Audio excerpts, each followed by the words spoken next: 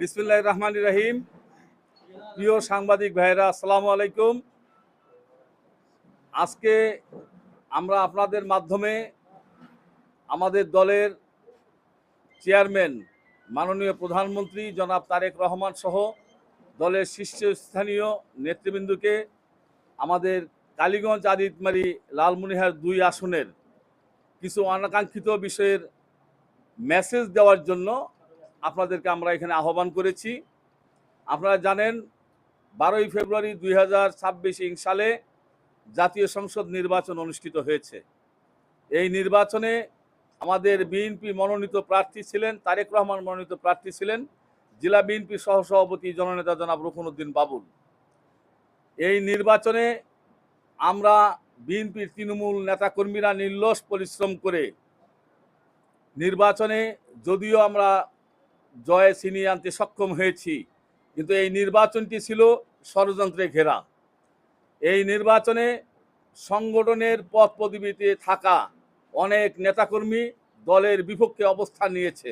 তারা জননেতা তারেক রহমানের নির্দেশকে উপেক্ষা করে তারা প্রতিপক্ষের নির্বাচনে ভূমিকা রেখেছে এবং ধানের শীষের পরাজয়কে সুনিশ্চিত করার জন্য তারা সকল ধরনের ষড়যন্ত্র, অর্থবিত্ত, সময় সব কিছু দিয়ে তারা ষড়যন্ত্র করেছে। জননেতা জনাব রুকনউদ্দিন বাবুলের জনপ্রিয়তা, বিএনপির প্রতি মানুষের আস্থা ও বিশ্বাস, জনাব তারেক রহমানের প্রতি মানুষের শ্রদ্ধা, ভালোবাসা এবং বিশ্বাস রেখে সাধারণ মানুষের সমর্থনে ধানের শীষ লালমনিরহাট ২ আসনে বিজয়ী হয়েছে।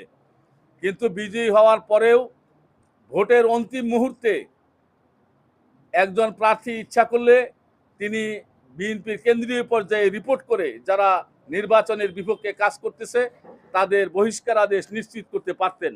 কিন্তু প্রার্থী ইচ্ছা পোষণ করেছিলেন যে নির্বাচনের অন্তিম মুহূর্তে হলেও তাদের ভুল ভাঙবে এবং তারা যাই করুক না কেন ভোটের অন্তিম মুহূর্তে এসে তারা দলের পক্ষে ভূমিকা নেবে। তাই তিনি ওই সময় কেন্দ্রীয় পর্যায়ে কোনো অভিযোগ করেননি।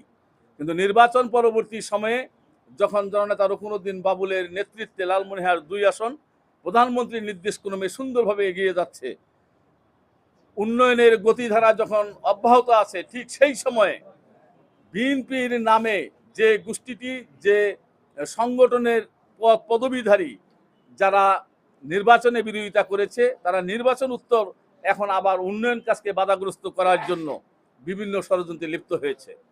বিশেষ করে সারা দেশে যখন ফ্যাসিবাদ দমনে গ্রেপ্তার চলছে, পুলিশ প্রশাসন যখন আওয়ামী লীগ এবং তার অঙ্গ সংগঠনের চিহ্নিত সন্ত্রাসীদেরকে গ্রেপ্তার করছে, ঠিক সেই সময়ে তারা বিভিন্ন ইস্যুতে পুলিশ প্রশাসন সহ বিশেষ করে কালীগঞ্জ থানার ওসি মহোদয়ের বিপক্ষে তারা মব জাস্টিস করার জন্য ইতিপূর্বে একটি প্রোগ্রাম করেছে।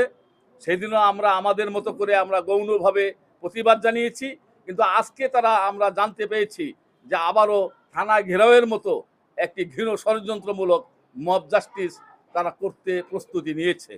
তাই আজকে আপনাদের মাধ্যমে আমরা মেসেজ দিতে চাই, কালীগঞ্জ আদিতমারি উপজেলার তৃণমূল পর্যায়ের যারা বিএনপিকে মনে প্রাণে লালন করে, বিএনপিকে ধারণ করে, বিএনপিকে ভালোবাসে এবং তারেক রহমানের নেতৃত্বে বাংলাদেশ এগিয়ে যাক এটা যারা প্রত্যাশা করে, তারা আপনাদের মাধ্যমে বিএনপির শীর্ষস্থানীয় নেতৃবৃন্দকে আমরা বলতে চাই, যারা ২৬ সালের ১২ই ফেব্রুয়ারি নির্বাচনে ধানের শীষের বিরুদ্ধে অবস্থান নিয়েছে, বিএনপিতে থাকার পরেও, বিএনপির বিভিন্ন পদ পদবিতে থাকার পরেও, আপনাদের মাধ্যমে মাননীয় প্রধানমন্ত্রী, বিএনপির চেয়ারম্যান জনাব তারেক রহমানকে আমরা বিনীতভাবে অনুরোধ করব যে আমাদের প্রাণের সংগঠন, আমাদের প্রিয় সংগঠন আজকে তারা বিতর্কিত করছে, এই সরকারকে তারা বিতর্কিত করার জন্য এই হীনমন্যতায় লিপ্ত হয়েছে এবং এই আসনের সংসদ সদস্য জননেতা জনাব রুকনউদ্দিন বাবুলকে নিয়ে তারা প্রতিনিয়ত ষড়যন্ত্র করছে। তা আমরা চাই অচিরেই তাদের বিরুদ্ধে সাংগঠনিক ব্যবস্থা গ্রহণ করে কালীগঞ্জ আদিতমারির বিএনপিকে রক্ষা করা এবং এই এলাকার উন্নয়নের ধারাকে অব্যাহত রাখার ক্ষেত্রে কেন্দ্রীয় বিএনপি অগ্রগণ্য ভূমিকা রাখবে। এবং আপনাদের মাধ্যমে বলতে চাই, আমরা সৌভাগ্যবান যে আমাদের কেন্দ্রীয় বিএনপি সাংগঠনিক সম্পাদক অধ্যক্ষ আসাদুল হাবিব দুলু মহোদয়, আমাদের লালমনিরহাট জেলা বিএনপির সভাপতি, তিনি আমাদের জেলার রাজনৈতিক অভিভাবক, আমাদের প্রিয় নেতা। উনার প্রতিও আপনাদের মাধ্যমে অনুরোধ করব যে উনি আমাদের এই এলাকার চিত্রগুলো কিছু হলেও জানেন, হয়তো উনি মন্ত্রণালয়ের কাজের ব্যস্ততার জন্য বর্তমান পরিস্থিতিগুলো শতভাগ জানেন না। আপনাদের মাধ্যমে ওনাকেও আমরা অনুরোধ করব যে অতি দ্রুত সময়ের মধ্যে তাদের বিরুদ্ধে সাংগঠনিক ব্যবস্থা গ্রহণ করে আমাদের উন্নয়নের ধারা অব্যাহত থাকুক, এই সরকারের সুনাম অব্যাহত থাকুক। মাননীয় প্রধানমন্ত্রী দেশনায়ক তারেক রহমানের ভীষণ বাস্তবায়িত হোক। উনি যে বলেছে আই হ্যাভ এ প্ল্যান, এই প্ল্যান বাস্তবায়নে আমরা সকলেই আন্তরিকভাবে সহযোগিতা করি, এই প্রত্যাশাই আমি করছি। ধন্যবাদ সবাইকে।